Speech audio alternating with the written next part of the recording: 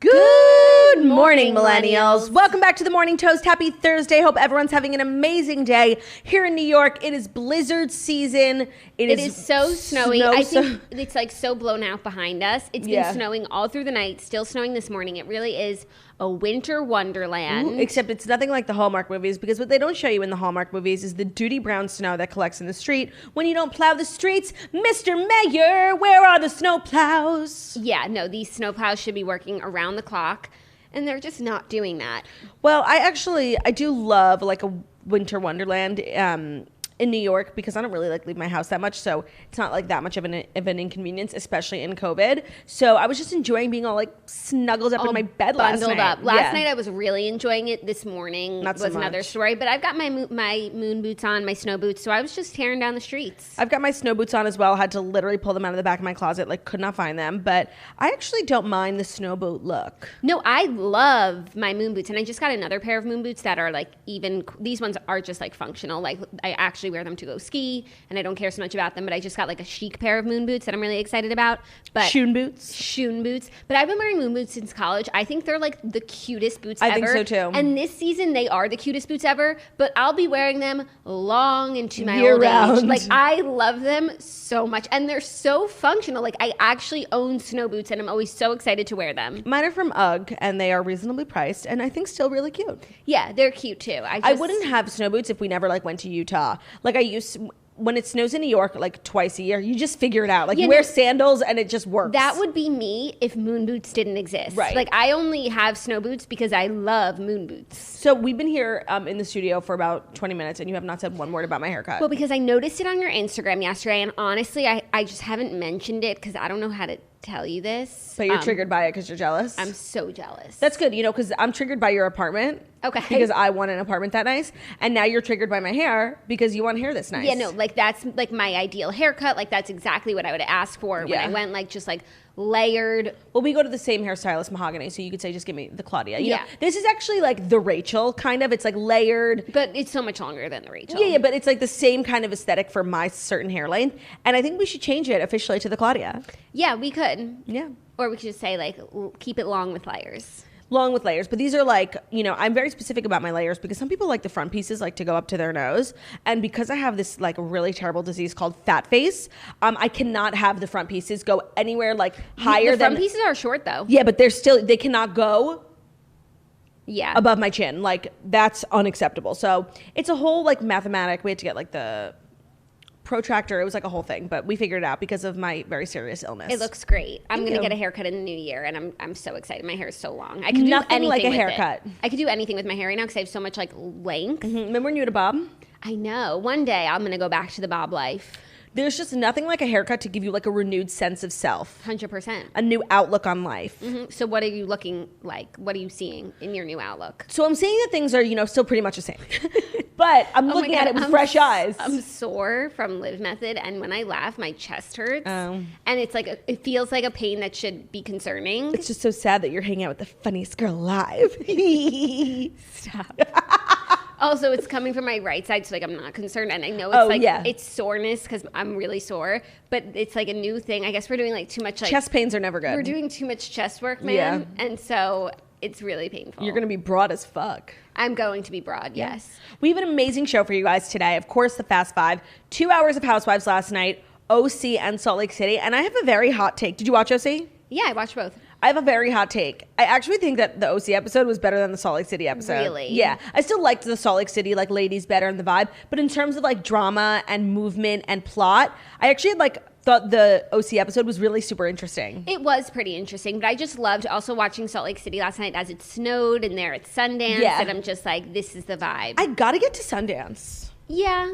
I hate going to things where, like, it's the thing and everyone's there. That's so funny. We couldn't be more different. Like, really? I love that. Yeah. No, it's like Coachella? I want to go to Park City when no one's there. Oh, but I like to do that too. When I can get a reservation at any restaurant, it's not like everyone from Hollywood is in town. It's like if I wanted to go to Hollywood, I would take a flight to LA. Okay, I feel that. I do. And I like that as well. Like, I actually prefer to go to Montauk in the winter as opposed to the summer. You know what I mean? Yeah. But that doesn't mean I'm still not going to, like, the hot spot weekends in, Park City, because I just just love to like flex and be a star fucker, and I'm like such a social climber, and that's like where I thrive. Yeah, and no, and I don't need it to be like desolate, but it's like I don't need to go to Montauk on July 4th. I can go the following weekend. Oh, that's so funny. No, I will go the following weekend, but then I also must be there the weekend of. Like, how is anyone going to know that, like, I'm girl with no job, you know?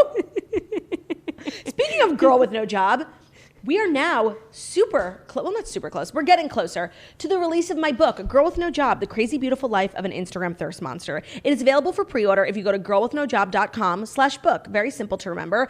All the retailers are there, plus all the versions are available for pre-order. So that's audiobook, ebook, and of course, hardcover book. And it's just a fabulous book. There's some fabulous blurbs on the back written by a couple fabulous people, including my sister Jackie. And if you want to support Jackie, buy this book. If you want to support me, it would mean a lot to me, you guys. Thank you. This is what I did it like for you, you know? Stop my chest. So girlwithnojob.com/book. If you were on my Instagram live last night, I played a little game where people were commenting page numbers, and then I would just find the page and read the first sentence on the page. And I think it got everyone I think pre-sale numbers were really up. And if your question is, should I wait till the week of or should I pre-order? Either works as long as you're buying my book. But pre-sale would be really helpful, seeing as how I'm trying to get into bookstores and, more importantly, airport bookstores. And you need to have like high concentration of order numbers in order to do that. So girlwithnojob.com/book. And you can buy it from anywhere, of course, local bookstores if you use bookshop.com. But if you're looking to save some money this holiday season, Amazon keeps putting my book on sale, like without my permission. So it's good for you. Yeah. That is competition good. Benefits the consumer. And, there's a picture of Theo on the back. So on days like today, when he's not on the show, like you could just look at it. I couldn't bring him in today. When I rolled up and I saw he wasn't here, I was like, oh, of course. No, it's so cold. He walked for 45 minutes, did not poop, and he came back freezing. And so now he's laying in the living room. It's 79 degrees, and he's just like sweating. He's sweating bullets. Sweating bullets. Bruno hasn't been outside in like 24 hours now. It's so hard to be a dog mom when it snows. Like, we are just such an underappreciated group of people. I know, but then I saw like Knowles was thriving in the snow, and I was like, oh, am I? Well, I don't want to out Knowles, but Knowles doesn't really go out, you know? Oh, yeah. She has like a nice little place that she goes. Yeah. That's true. She doesn't go to like salted streets and stuff. No, and the salt is really scary. It gets like stuck in their paws. Yeah. Theo was like limping yesterday because there was a piece of salt stuck between his paw pads. Like, it was so sad. Stop. That's why he needs the boots. No, I know. Do you see those boots Knowles was wearing? Yeah. Really cute. Theo, we've tried boots, like the balloon boots and regular boots from Amazon. Just got a pair of balloon boots. And it's like, he has 4 legs. Like, every time I go out, I have to put on 4 shoes. Like, it's insane. It's insane. No, but okay, Knowles I'm glad you looks agree. like they had like a little zipper. Hers looked better. Yeah, but like with the little strap, I'm like, I'm going to buckle you in 4 times a day. Okay, well, at least it's better than Bruno, who literally pees every 45 minutes. That's crazy. Crazy. So yes, we have a fabulous show for you guys. I think we should, just jump right in. Right? We actually have some really good stories. So without further ado, it's time for the Fast 5 stories that you need to know before you wake up and take a bite out of your morning toast. Ooh, my chest. Uh-oh. Oh, snap! I had a vision. Raven Simone came to me and she said, Claudia, you must tell the world about the power of Bruges, or else you will suffer from a very severe and deadly case of RADH. Thank you, Raven. I shall deliver your message to the people of the Morning Toast with honor.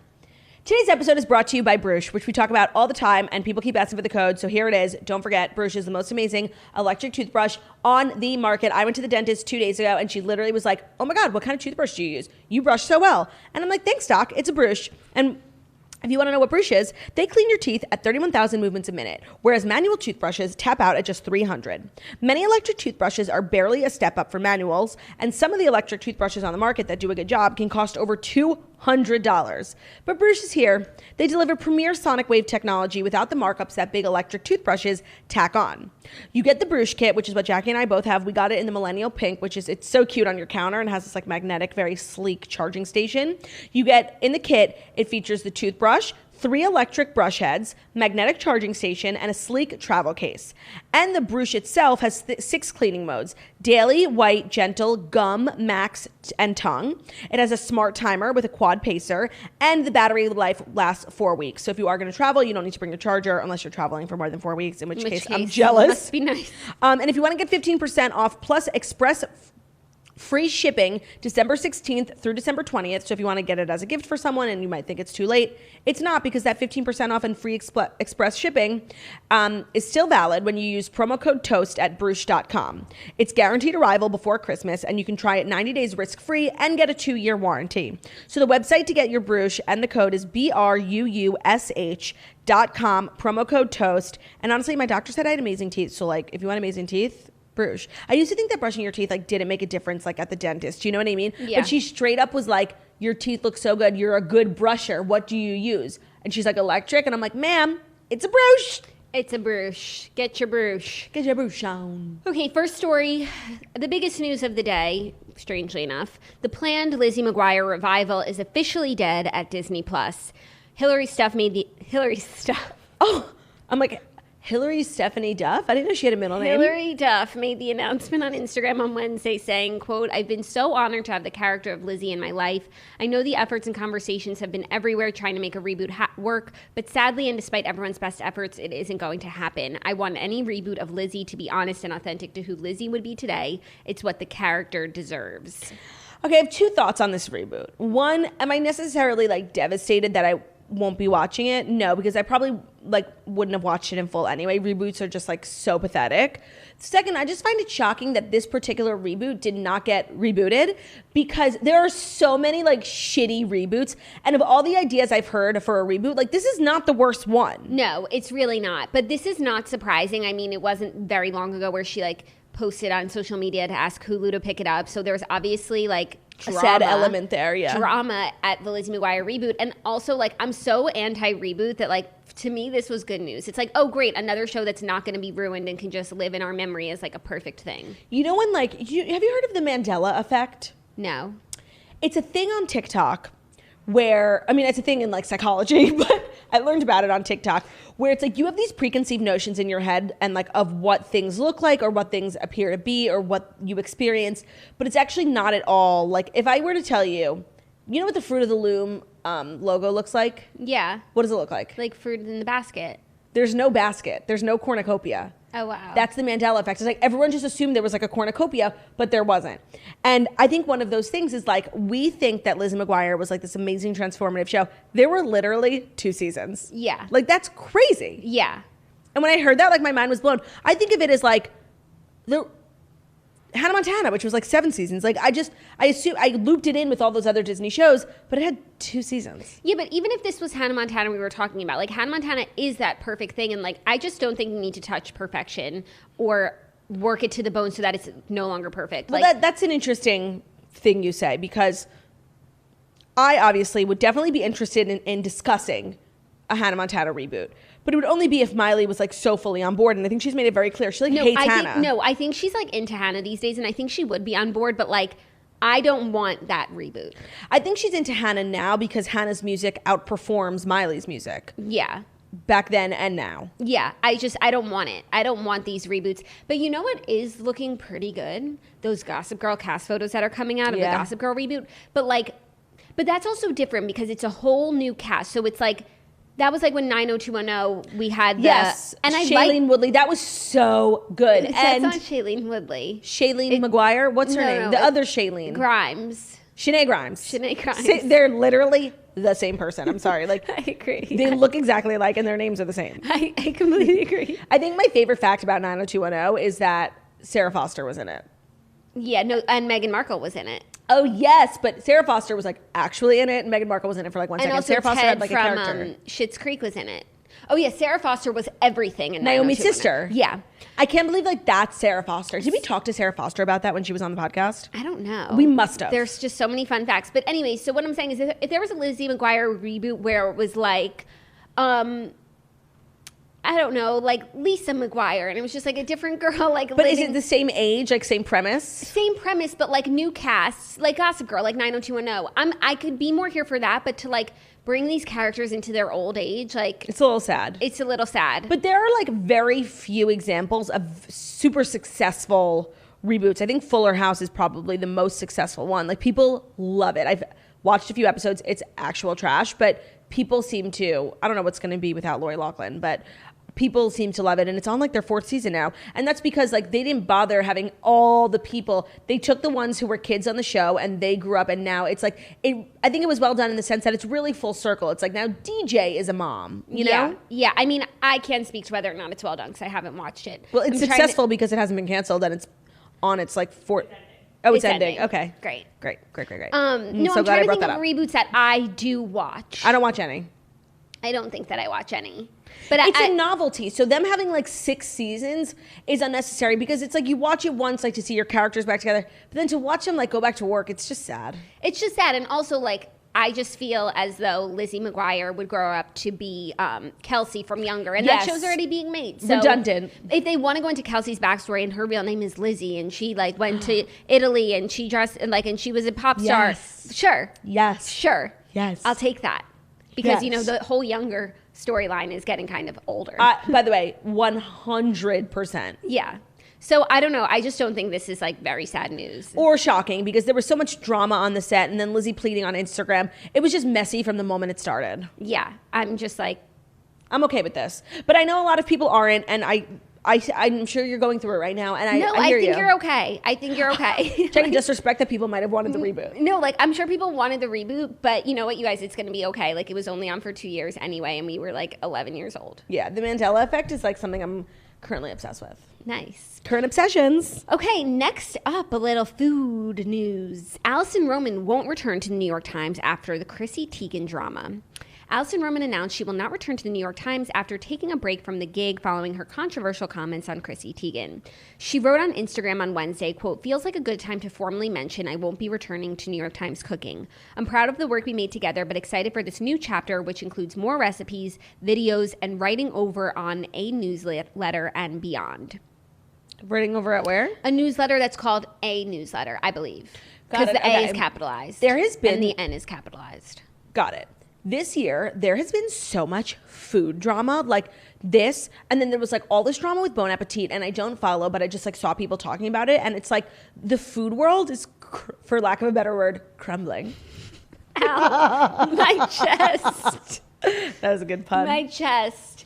I don't care. Like, I don't care. I'm not like big into the food world, but she posted this news alongside a recipe of like this anchovy shallot pasta. Disgusting. That was but like that's the point. It's the #1 recipe from like New York Times Food for the whole year. So like that's really what people are making this year at home, and apparently it's like you use the whole can of anchovies, disgusting. And it's still good. That's so sick. No, but like that's the point. People are so disgusting. Anyways, I just so feel uncivilized. Like I feel like I wish I tried that pasta this year. I mean, feel you like still can. I know. I just feel like I wasted so much of quarantine, like just making chili, like making jelly, chili. Like I could. No, we only started making chili like a month ago. No, I started making chili. You did. Well, in the beginning of quarantine, I feel like I could have stepped outside my comfort zone a little bit, and I feel like everyone was making like shallot pasta, and I was just like heating up, plant-based chicken nuggets. Yeah, no, I have no regrets about what I decided to cook in quarantine because I didn't go for the sardine pasta, but I did really cultivate my craft of spaghetti bolognese and taco, and that's like my 2 favorite meals, so I have no regrets. No, I mean, that pasta looked really good, and I would like to like do something other than pasta and cottage cheese or Rayo's. Oh, I love Rayo's.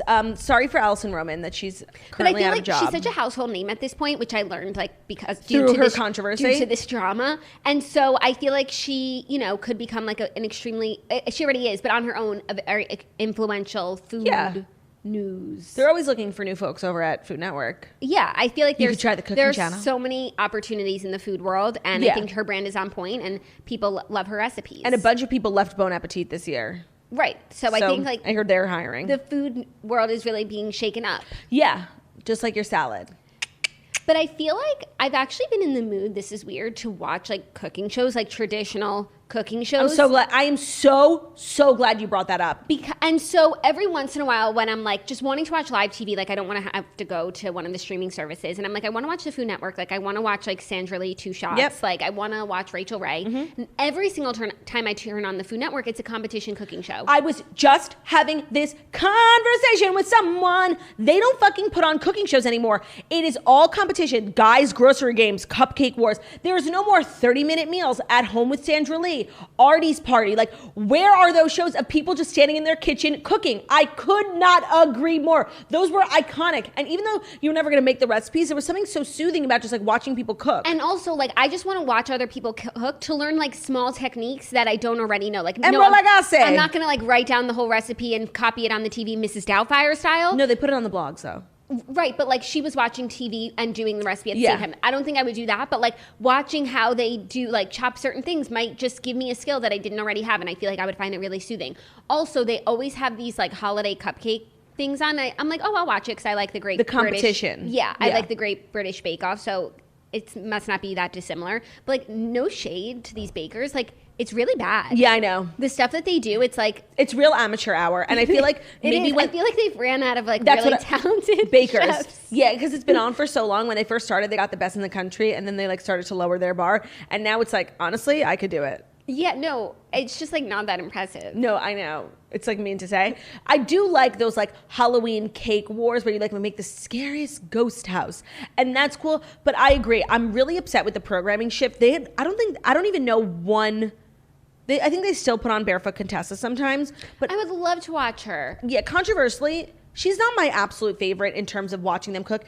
My least favorite was always Giada De Laurentiis, but I would even take that. I really loved 30-minute meals with Rachel. Rachel Ray is iconic. I'm finally at a point in my life where I can appreciate this content, and I never watched it before, and it's like now I'm finally here, and the train has left the station. Yeah, no, we're so late. Like, it's so crazy. I'm sure it's because like competition shows just perform so much better. Yeah. But I don't know. I feel like there's a gap in the market. Iron Chef, like I'm so over these competition shows. Beat Bobby Flay, there's so many. I just feel like throughout the daytime there should be like the shows that you watch at home. Yeah. And then at night, like we could spice it up with some competition. Well, so there's also the Cooking Channel, which I believe is owned by Food Network because they like share a lot of talent.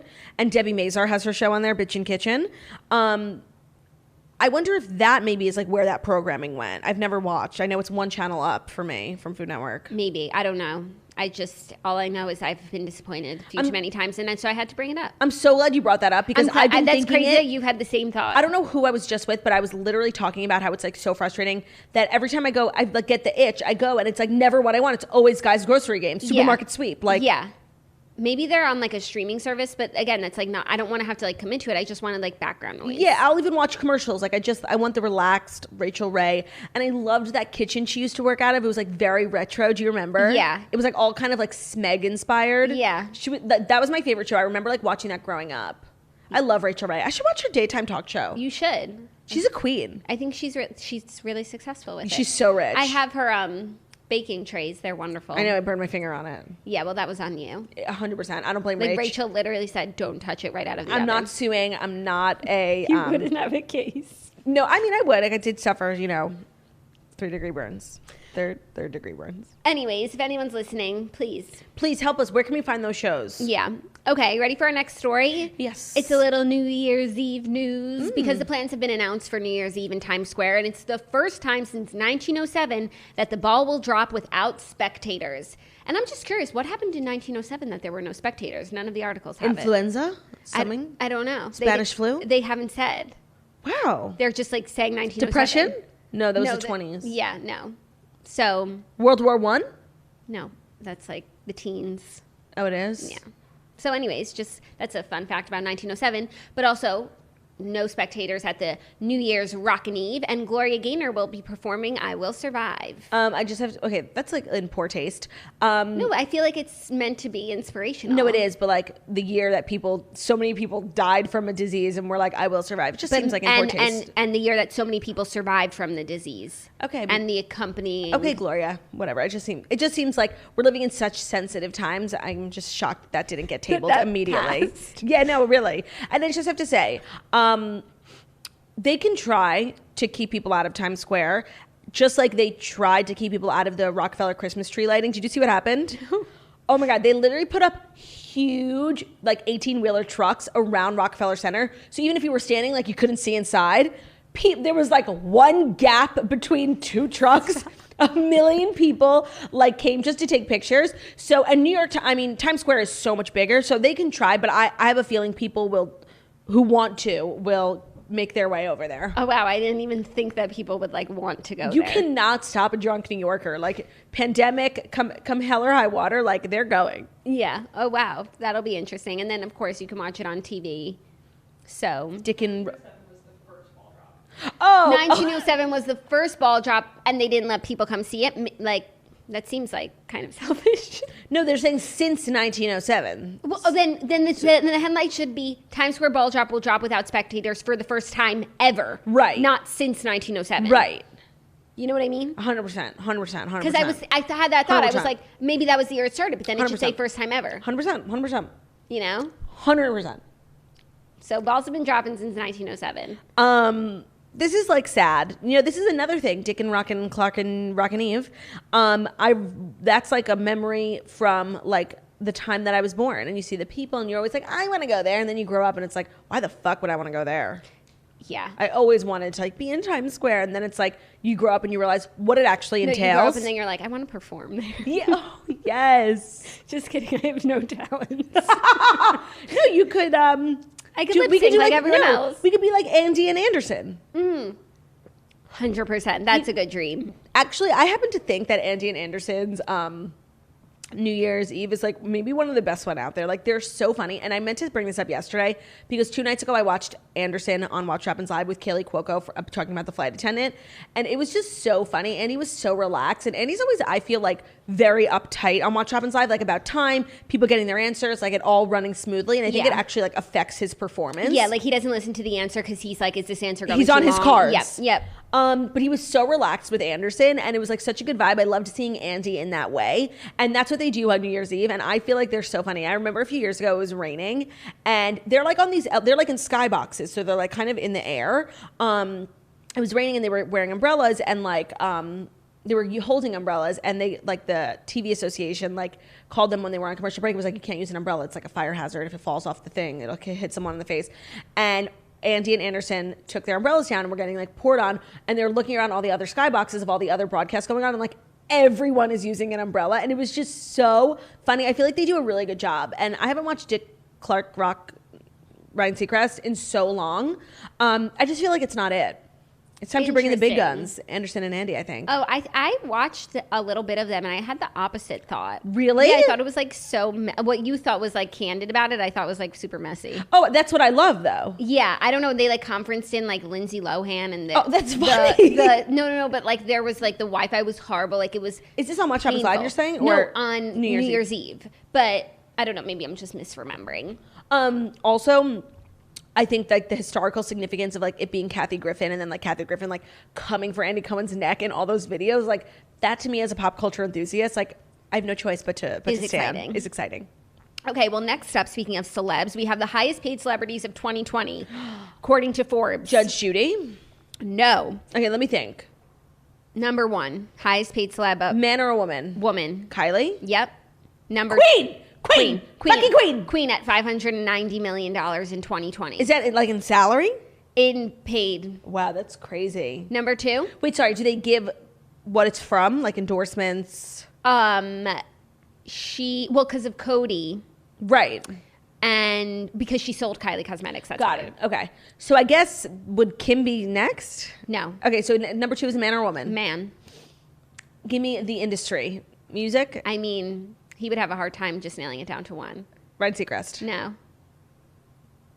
Because it's just, I feel like he doesn't really put himself in any boxes. Can you give me more clues? He's has a hand in everything. Ryan Seacrest. No. Think more like metaphysically. Tony Robbins? No. You're getting closer, sort of. Yeah, like culty vibes? I mean, no. Karen Cruz? Who? My chest. Kanye. Oh, same family. Yeah. Yeah. 3, 4, and 5. Wait, that's crazy that the top 2 on Forbes come from the same family. I know. Are 3, 4, and 5 any Kardashians? No, all athletes. Okay, who are they? Roger Federer, Cristiano Ronaldo, Lionel Messi. Okay. Number 6. Kim. No. Number 6. Chris. No, not a Kardashian. Number 6. Can be man or woman? Man. Industry? We announced this year that he became a billionaire. Industry? Entertainment. Elon Musk? Mm-mm. Oh, wait. Elon Musk. Are you joking? He just became the second richest person on Earth. Sorry. And Mars. Okay, We billionaire. announced this year that this man became a billionaire.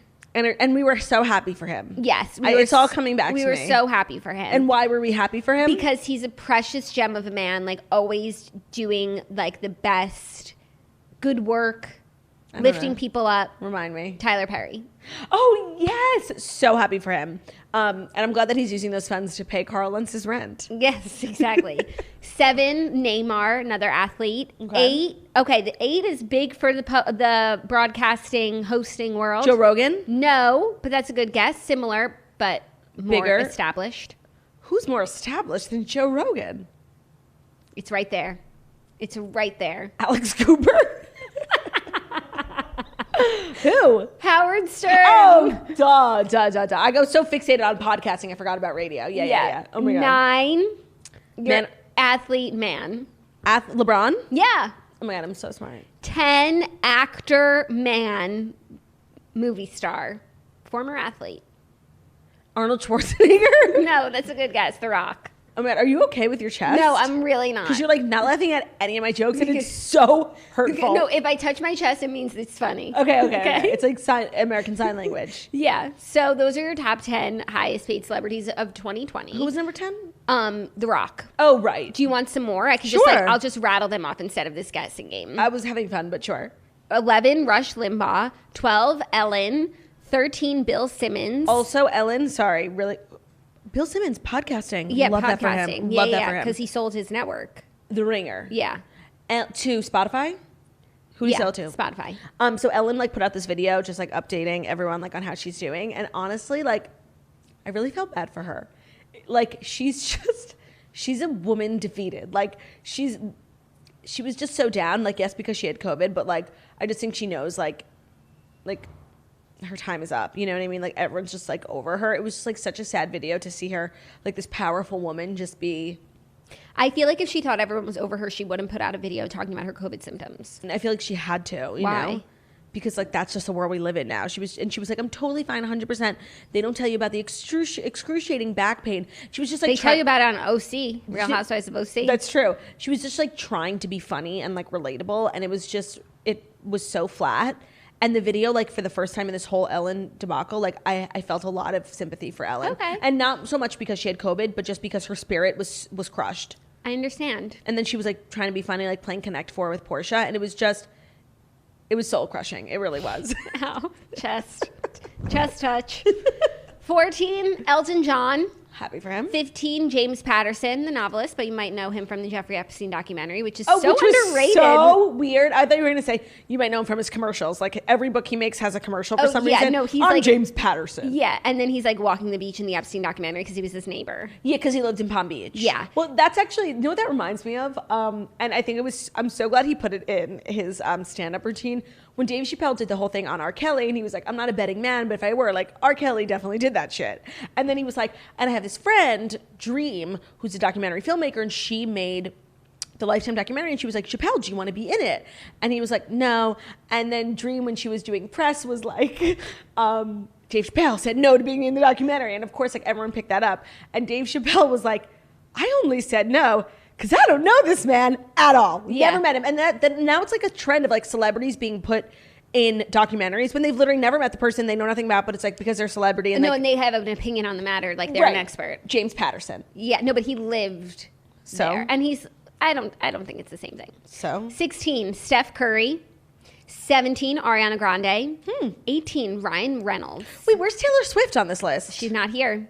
What year is this? 2020, the one that we're in. I guess she really.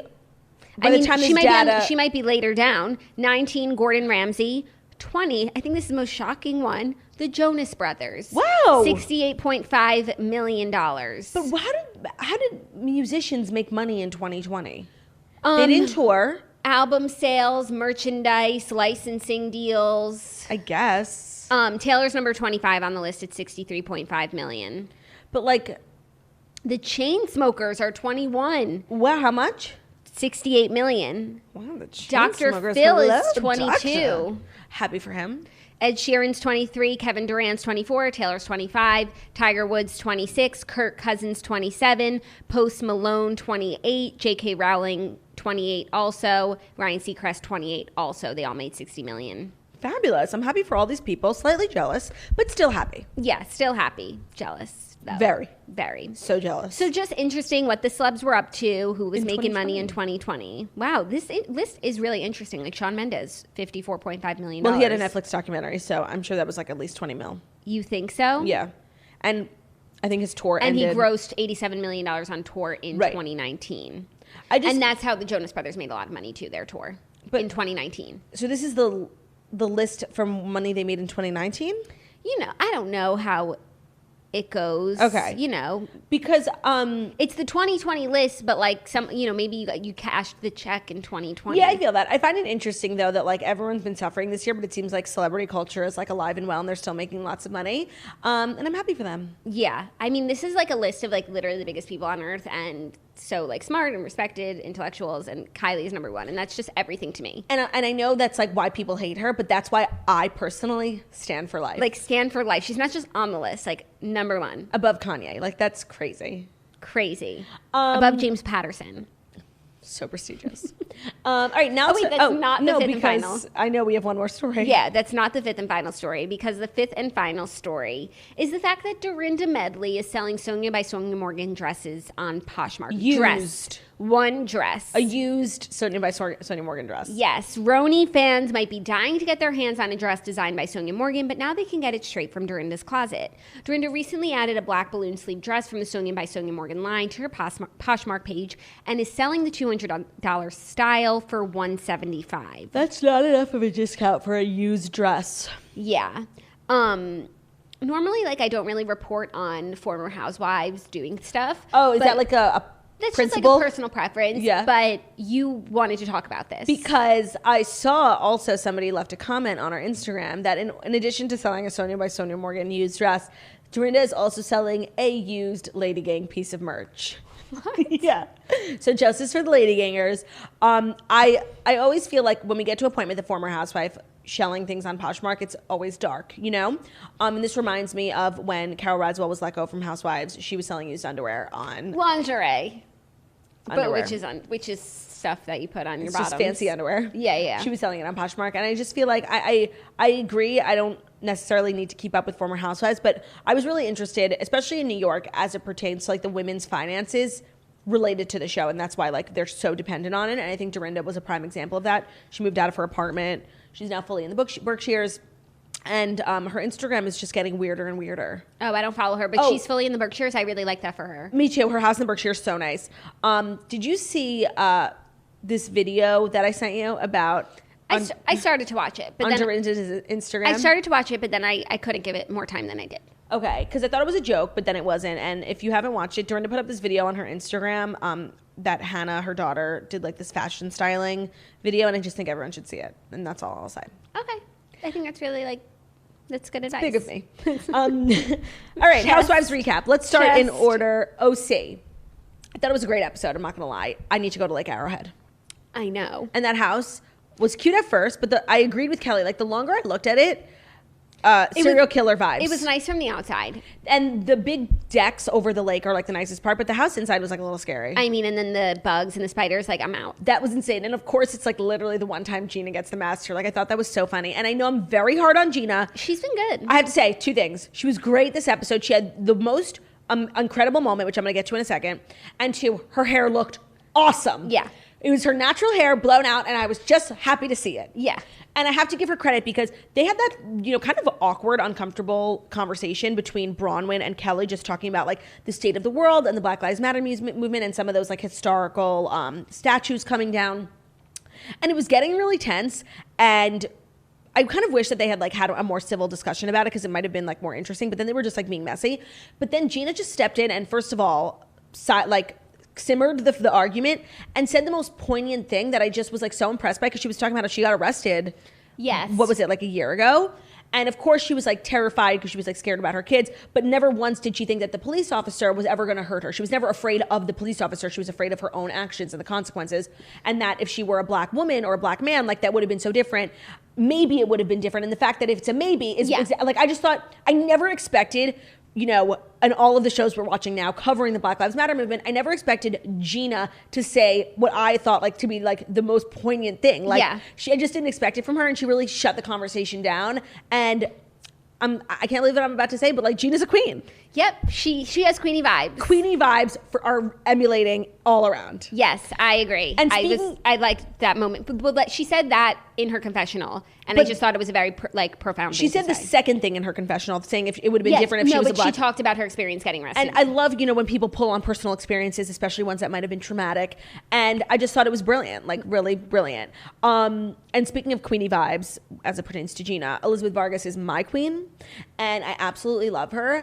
And I feel like she and Kelly and Gina are like having the best time on this trip. And Bronwyn shouldn't have been on this trip. And to be honest, like Bronwyn's presence on this season in a lot of different scenarios is kind of like polarizing. Yeah, but here's what I don't like about Bronwyn. Like last week when everyone was getting together to talk shit about Elizabeth, she's like the big dog on campus, like talking. She's literally hosting the gatherings. Talking the most shit, you know, like laughing, haha, when is my season, this, that. And then she goes to this weekend and I don't know, her like sidekicks aren't there to back her up, and all of a sudden she's like cowering and has nothing to say. I don't want to talk about Shannon when she's not here. No, and it's like she's one person when she has like people behind her, and then she's another when she has to stand on her own. Yeah. And I just thought that was like a really fucking lame thing. That was season 1, spineless. Yeah, like Bronwyn, I agree. It was so lame when she literally did she talks like big shit Yep. when everybody's around echoing her, but then like she can't have those same thoughts and feelings when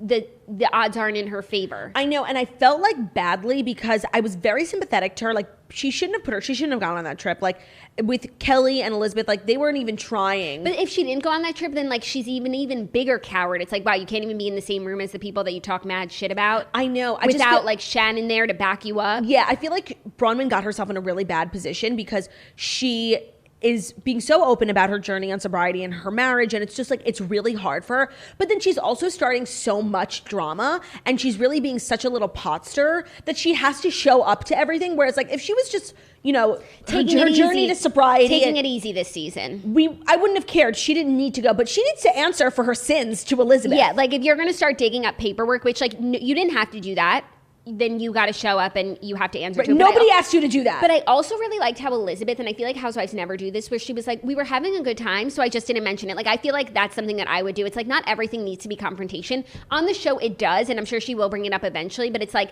it didn't need to be the first thing out of her mouth. I agree, but I'm eagerly waiting for her to take the Medores down, take Bronwyn down. Like, it really bothered me that she did that. Elizabeth has been nothing but nice to all of these women, and the fact that like they just don't understand her personal situation required them to like go and investigate, like that's fucked up, and I didn't like that, and that's mean girl shit. Yeah, it really is. And the trip, like when they were on the beach, like paddleboarding and stuff, pathetic. It literally looked like the worst Housewives trip of all time. I couldn't agree more. A group of women like who did not want to be together in the middle of a pandemic when like everyone should just be home with their families. Like it was so like random. Yeah, Kelly is like the worst for so many reasons, especially as it pertains to Bronwyn's sobriety. Like she just can't help herself, and she's just being awful. But Kelly is reality television gold, and here's why. She is on FaceTime with Shannon Beador talking incredible shit about Bronwyn and has absolutely no idea that Bronwyn is standing right in front of her. No, like I was so like I was like, look up, look up, I was look like, up. no, stop, make it stop, please stop. It was fucking terrible. Like, but that's why she's hilarious. Hilarious. And it's not like that when that happened, she wasn't like, oh my God, I'm so sorry. She's like, oh, Bronwyn's here. She walked away. Gotta go. Like I was so shook. Whenever they kept going back to OC, I was like depressed, and like I really wanted to stay in like Arrowhead, but I thought what Emily was going through was so interesting. First of all, like I felt so bad for her. Like even before they took Shane to the hospital, like she has COVID, she's exhausted. Her husband is really, really sick. She's taking care of him, all while taking care of, how many kids did she have? 3 or 2? 3 little kids. Like I felt really bad for her. And then it's like, and you have to think of the time. Like now it's like COVID. We've lived with it for so long. We know more about it. It's not as scary. But like when this is happening, like this is peak, you know, confusion, peak pandemic, and she had to drop her husband off at the hospital, and he's like texting her like he's like it's like every hour is like a fight to survive. I felt so bad for her, and Emily's my queen, and I was sad that she couldn't go on the trip, and then things just went downhill so fast. Yeah. My queen. Yeah. I was praying for her. No, it was very sad, but knowing that it turns out okay Yes. is okay. Yeah. And I do think it's crazy that Shannon like didn't get it. So far, no. Right. So far, I don't know if she ends up getting it, but in this moment in time, she doesn't. Her and John don't have it. Yeah. Also, I guess next week, like she's starting to like she's now mad at her kids because they got it and made her go quarantine with John, and they're like annoying each other, and she thinks she's going to lose her relationship because like John's tired of her. Yeah. Which is like, one, don't blame your kids for that, but two, that's like a very real like issue. Quarantine and I was actually issue. thinking the same thing. They were like sitting around all day, just like not, you know, just it's not like the best situation. Like you never want to feel that way when you're like, And the house looks small. yeah. So I was like, wow, don't these people like get sick of their new boyfriends? No, I don't know how people do it. So it looks like she'll be talking about that next week. But Shannon like should be mad at her kids for like if Ben or someone in my home had like an autoimmune disorder, it was like very high risk. You take incredibly different precautions than you do when you're two young people who are, knock on wood, like relatively healthy. So the fact that like her kids were like running out and partying while living home with their mom like was irresponsible, and she should be mad at them for that, not for John. Yeah. She's mad about the wrong thing. Yeah. No, I think she was mad about that like last week, and now next week it looks like she's like mad that she's in this situation because of them, where she has to spend so much time in close quarters with him, and like it might put a damper on their relationship. Yeah. But all in all, I thought it was actually a pretty interesting episode, especially as it pertains to like covering what was going on in the world at the time with COVID. Like sometimes I find those like flashbacks like in Southern Charm and all these shows to be like a little traumatizing. I just don't want to go back to that place. But I thought how they did it this week was super interesting because there was a lot going on. Yeah. Also, when they're wearing those face shields and they forgot to take the film I off. did that. I did the same thing. And when Gina was like, I thought it was frosted. I literally thought the same thing. I didn't even question. I was like, okay, so it's a little blurry. Yeah. By the way, I literally did the same thing. And then you came to the office wearing it. I'm like, Jackie, there is a peel thing that you have to take off. No, I was like, I love this thing so much. Like, I don't care if I can't see. Right. No, totally. That was so funny. So much of it was like funny and relatable in a sense. And I didn't find it so triggering this time. Yes, it was funny and relatable. Now for Real Housewives of Salt Lake City. Honestly, nothing happened. It seems like we're gearing up for like a big Sundance week next week. But I did find it really interesting how they keep saying Lisa is like the queen of Sundance. And I wanted to see her actually at Sundance, like in her element. And to be honest, I thought it was going to be a joke, but she was like doing real parties. That was McMillions. I know. That was cool. That wall of like peel. That was cool. That's like a big ass documentary that came out. WME talent agency party. She was legit. Yeah, she was legit. And a lot I'm of still times unclear on what she does. Is she a party planner? Oh, that part I don't know, because she described it and then I realized I had tuned it out. Me and then too. I was Oh my God. And then I was like, I don't want to rewind because it came back right after commercials because Yep. then I'll wind up watching more commercials. Yep. And so I was like, maybe I'll catch it next time. I just think she's like one of those ambiguous, like branded event managers. Yeah, like event you know? coordinator. Yeah. I don't think she's a party planner, but yeah. Because she does like the brand integration at events. She's like an event coordinator. A brand integration Lifestyle. coordinator. Lifestyle. Yeah. Events. So I'm struggling with Salt Lake City, and maybe you can help me understand. I love Meredith. Like, I think she's a queen. But I can't really put into words, like, how much I don't care about her son, period. Her son's clothing line with his name written on it when his name literally carries no weight. And 3, her son's fashion show. Like, and to be honest, at first, like, I think her son Brooks like got a little ahead of himself, because at first he was like funny and sassy, and now he's just straight up annoying and thirsty. No, annoying, thirsty, and just annoying. Like when he's crying because his dad's not there, and it's like, come on. And I do feel bad. I don't want to like speak ill of someone's kid. When Meredith, oh yes, but no, he has. But he has inserted himself. No, but also he has confessionals. Like he is holding a snowflake. Like he has put himself in the ring and wants to be talked about on the podcast. Well, he's thirsty. And yes, he is thirsty, and I think that he's very much interested in everything that comes along with being a housewife, including this part. I agree. And I was not here for any of it last night. Except when they were getting ready, I really wanted to like kill the kid, because he was like, I'm late. I'm like, you have this opportunity, get up and go. Yeah. Pack your suitcase. Mom, where's my slippers? Mom. what are you, 5 years old? You're 19 years old. Find your own fucking shoes. But then when the alarm went off and the toilet overflowed, like that was actually funny. Oh my God, no, to me it was so annoying, like, because Bruno was like up because the dog was barking. I literally had to lower my volume to like 3 because Bruno was like, what the fuck's going on, No, Mom? but that was so funny, and that is something that would happen in my house. Like, oh, got a big work opportunity? Toilet overflows. Yeah, no, I felt stressed for Meredith, but I just felt like he was just not being helpful, like not taking advantage of the opportunity. And also like him crying because his dad missed his first Park City fashion show when it's really just tracksuits with his name on it. Like, and no, and it's like you have. Let me say one thing. No, this is what I was trying to say before. I felt worse for Meredith when she was describing it. She felt so guilty that she even put her son in a situation where his dad wouldn't be able to be there for him. But it's like this situation just isn't it. But Brooks is like a little bit of a brat because Brooks, hi, you have the privilege of dropping out of college, living at home, and starting your own fashion line with like your parents' money because your dad has to go to Ohio and start this company. So it's like.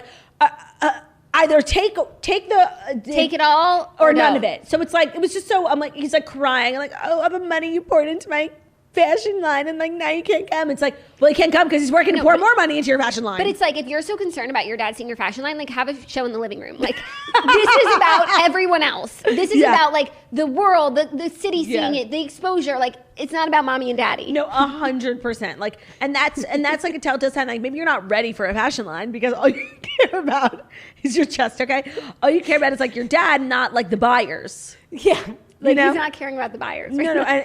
I don't work in fashion, but I actually briefly did, and I know that it's all about the buyers. It is, and it's like, yeah, I don't want to like go too hard on him. No, but, me like, too, because he's cute and funny. Like, where he's like gluing on the like labels, and he's like sad about his dad. I'm like, get to fucking work. No, Park City Fashion Week. No, and I have to say, we always rail on like obscure cities having like their first annual fashion week. Like OC when it was on a boat was like so pathetic. Like I literally could have cried myself to sleep. And who was it that started yelling at the director? That random woman, Kathy Kelly. Kelly got into it because this woman Kathy, who's like a mom, she was like coming for the kids. Yeah, she was coming for the kids.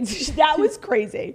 But I have to say, like of all the sad fashion weeks we saw, even like at New York Fashion Week, when some of the New York Housewives and Beverly Hills Housewives go, and it's really sad. Park City Fashion Week didn't look so terrible. I have to say, it didn't compared to some of the other things that we've seen, but it actually compared to Kyle and Shahida, it actually got me thinking about fashion weeks in general. And I think that like the Real Housewives the Real Housewives franchise is absolutely destroying fashion weeks around the world. Globally, I couldn't agree more. Because now the phrase fashion week is just so cringy. It's tacky because it's like.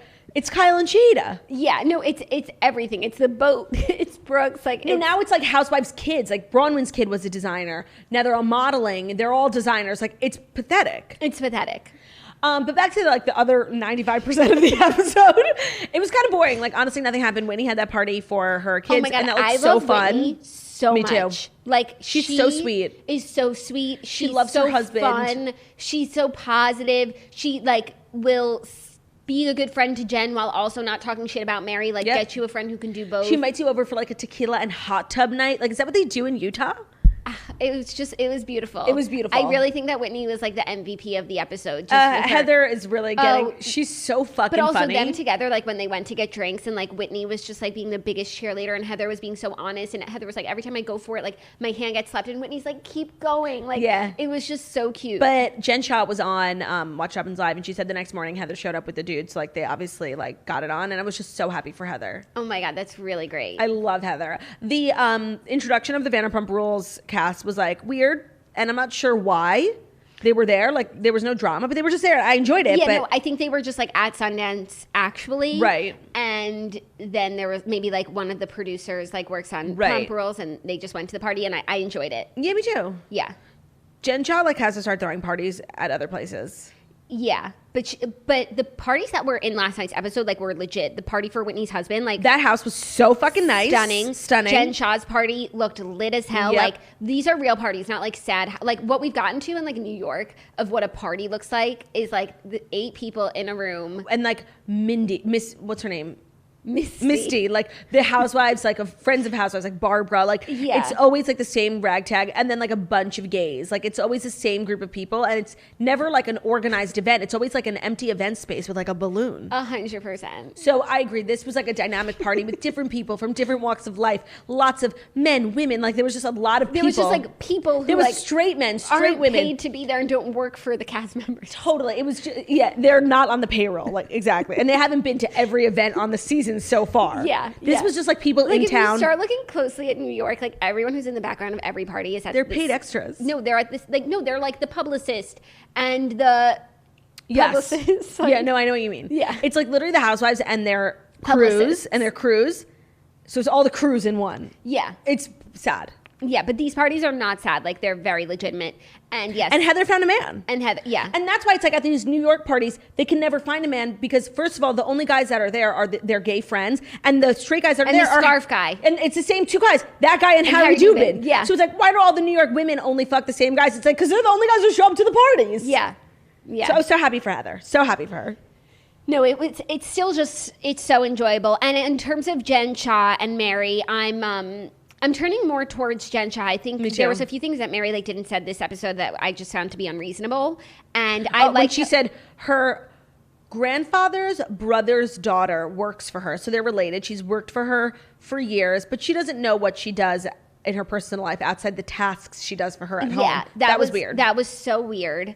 But I did think the conversation that Mary and Jen had at Whitney's husband's party was productive, and I hope that it's like we can actually move on from this. I know, but I thought we were going to move on from it at the end of the hospital. I know. I'm just holding out hope, like once again, that we can really move on. Yeah, me too. All in all, it was a great episode. Yeah, it was. And it was a great week of Housewives. Yeah, tonight we have Southern Charm. Yeah, that's it, right? Yeah, I think so. Okay, good. I'm like on back to back. Sunday, Monday, Tuesday, and Wednesday of this week, we had shows and Thursday. 2 hours. Oh wow! So because we had 2 bachelors, Atlanta and Potomac, OC and SLC. So now we have just Southern Charm tonight. We'll be recapping it tomorrow for our last final show of 2020. You guys, so sad. That's so crazy. We'll see you next year. We hope you have an amazing die.